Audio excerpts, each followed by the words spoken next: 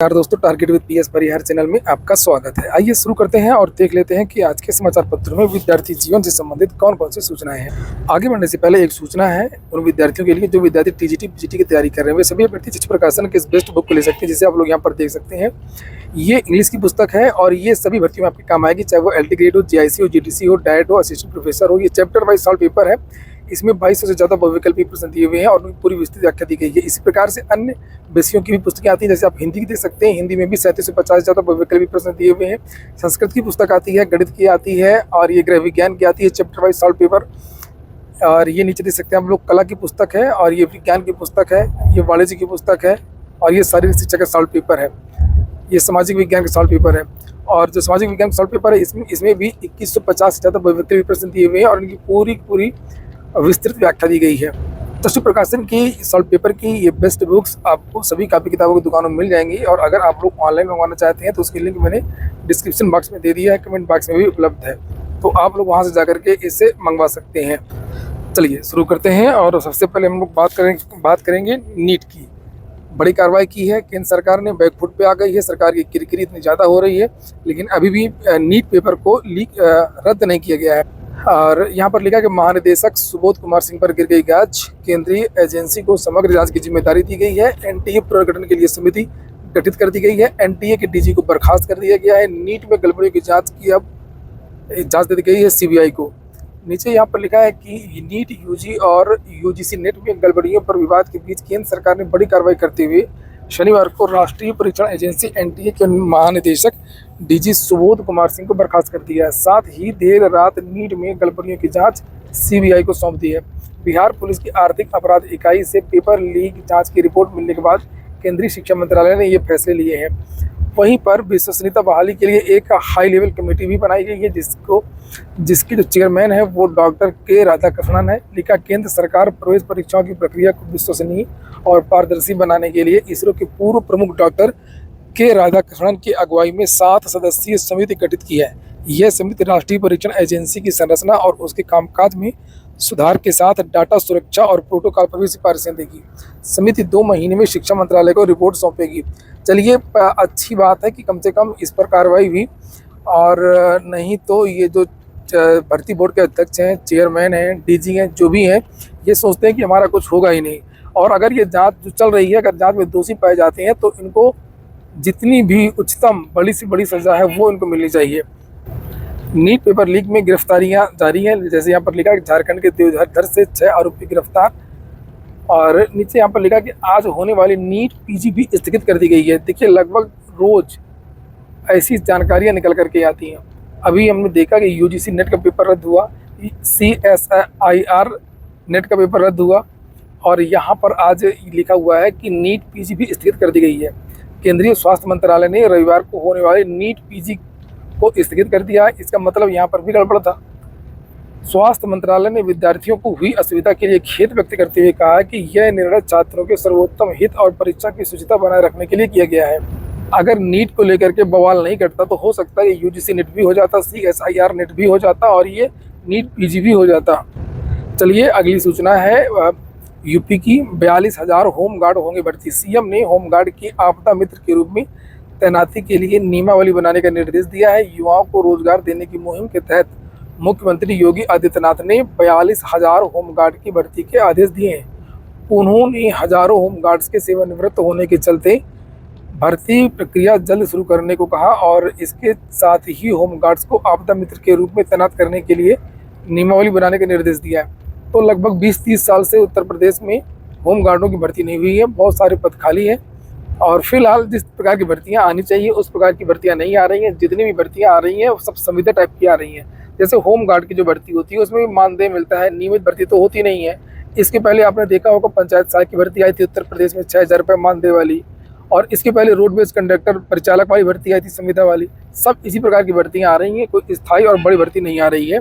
खैर, बहुत सारे लोग ऐसे भी हैं जो इस भर्ती का भी इंतजार कर रहे थे और उनके पास ज़्यादा योग्यता नहीं, तो उनके लिए ठीक है। देखते हैं कब तक ये भर्ती आती है। लिखा कि 2 चरणों में होगी भर्ती। वर्तमान में प्रदेश में 76,000 से अधिक पूर्णकालिक होमगार्ड हैं। लगभग 75,000 ड्यूटी पॉइंट्स पर तैनात है। इनमें से प्रतिवर्ष लगभग 4,000 सेवानिवृत्त हो रहे हैं। अनुमान के मुताबिक 2033 तक 42,000 से अधिक होमगार्ड सेवानिवृत्त हो जाएंगे। मुख्यमंत्री ने नई नियुक्ति की प्रक्रिया समय से पूरी करने का निर्देश देते हुए कहा कि 2 चरणों में 21 हजार होमगार्ड स्वयं सेवकों की भर्ती करने का लक्ष्य लेकर के कार्रवाई करें।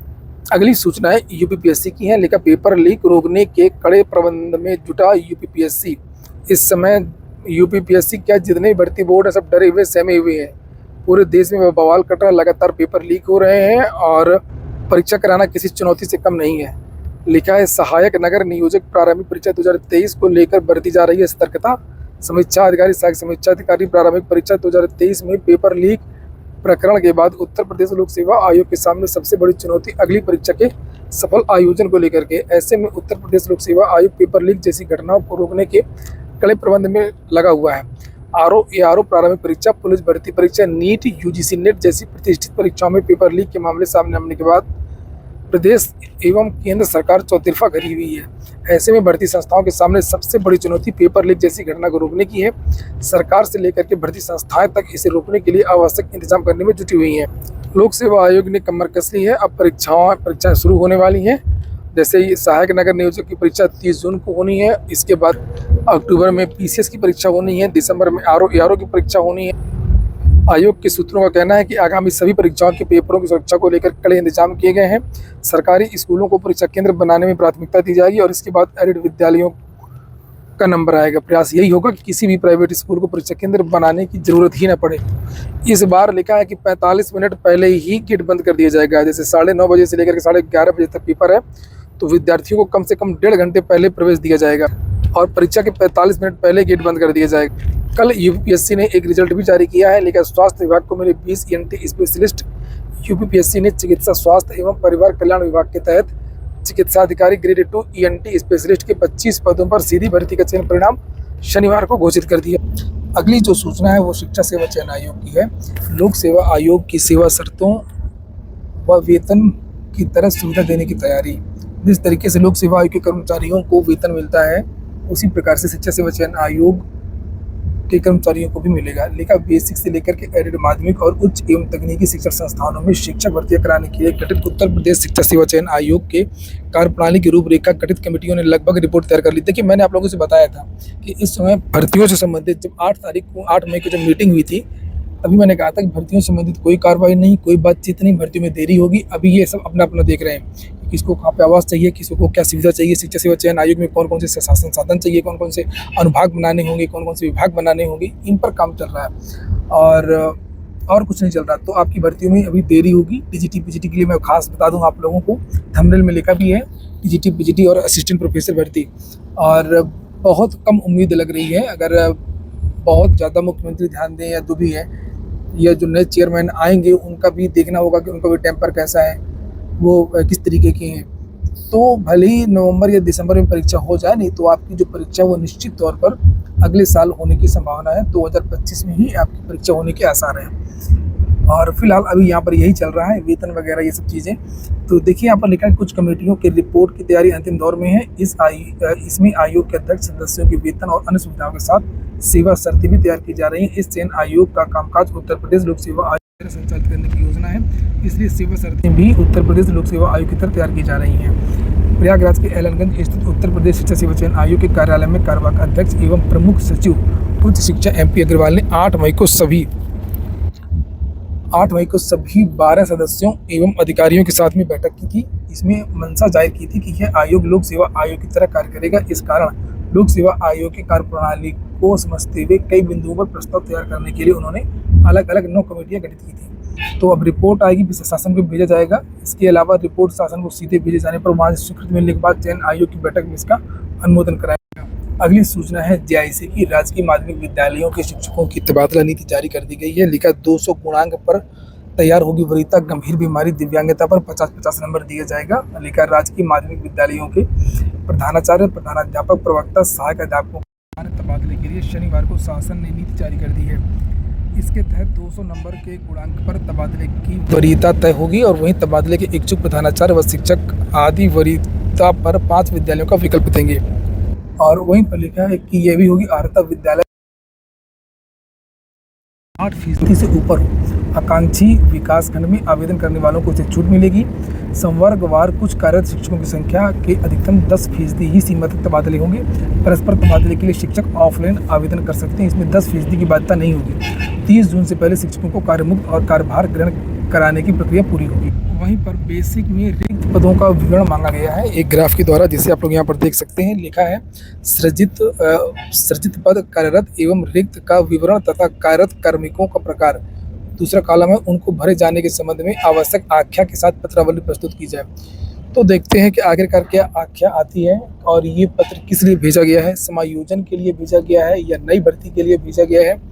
और वैसे सरकार समय समय पर रिक्त पदों का जो विवरण है वो इकट्ठा करती रहती है। एक रूटीन होता है हर साल का और उसी पर डिपेंड चीज़ें होती हैं कि समायोजन से काम चल जाएगा या इस पर भर्ती करनी होगी। तो आगे देखते हैं जो आगे आती है, जो भी चीज़ें होती हैं मैं आपके चैनल के माध्यम से जानकारी दे दूंगा। ये पत्र जारी हुआ है 12 जून को, ये आप लोग यहाँ पर डेट दे सकते हैं। और इसमें ये बहुत सारे लोगों को भेजा गया है, जैसे अपर प्रमुख सचिव माध्यमिक शिक्षा, प्रमुख सचिव बेसिक शिक्षा विभाग, शिक्षा निदेशक माध्यमिक, शिक्षा निदेशक बेसिक, ये पूरी लिस्ट है यहाँ पर। परीक्षा नियामक प्राधिकारी बेसिक। तो यही अगली सूचना है SSC CHSL के आवेदन में संशोधन का विकल्प दिया गया विद्यार्थियों को। विद्यार्थी वेबसाइट पर 22 से 24 जून तक संशोधन कर सकते हैं। SSC मंडी परिषद संयुक्त संवर्ग का चयन परिणाम घोषित कर दिया गया है। उत्तर प्रदेश अधीनस्थ सेवा चयन आयोग ने राज्य कृषि उत्पादन मंडी परिषद के 272 पदों पर भर्ती के लिए अंतिम चयन परिणाम शनिवार को घोषित कर दिया। इसमें कुछ पद रिक्त रह गए हैं स्टेनो आदि के और 219 विद्यार्थियों का चयन किया गया। तो आप लोग जाकर के जिन विद्यार्थियों ने परीक्षा दी हो UPSSC की जो ऑफिशियल वेबसाइट है वहाँ पर देख सकते हैं। ये हो गया आज का वीडियो। पूरा वीडियो सुनने के लिए बहुत बहुत धन्यवाद।